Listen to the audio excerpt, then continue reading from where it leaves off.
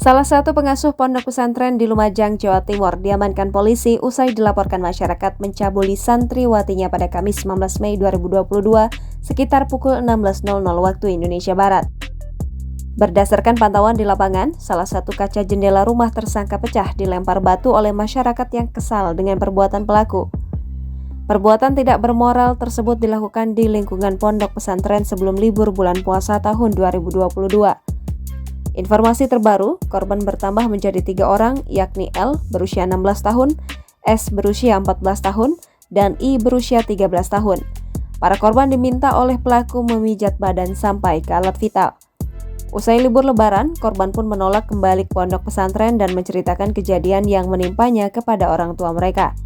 Orang tua korban kemudian melaporkannya kepada kepala desa setempat hingga berujung penangkapan. Pengasuh pondok pesantren berinisial F itu kemudian diamankan ke Mapolres Lumajang untuk diperiksa. F yang merupakan pengasuh pondok pesantren di Lumajang dilaporkan ke polisi atas dugaan pelecehan seksual terhadap 3 orang santrinya yang masih di bawah umur. Lebih lanjut, Kepolisian Resor Lumajang, Jawa Timur belum memeriksa F karena alasan kesehatan. Kapolres Lumajang AKBP Dewa Putu Eka Darmawan mengatakan kondisi kesehatan pria setengah baya itu sedang menurun. Saat ini, ia sedang dirawat di Rumah Sakit Bayangkara Lumajang. Berdasarkan informasi yang beredar, oknum pengasuh itu mengidap diabetes yang cukup parah.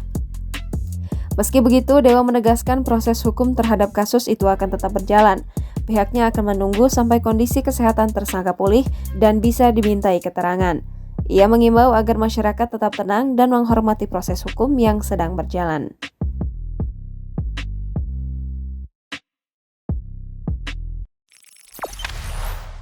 Jangan lupa subscribe, share, komen, dan like ya!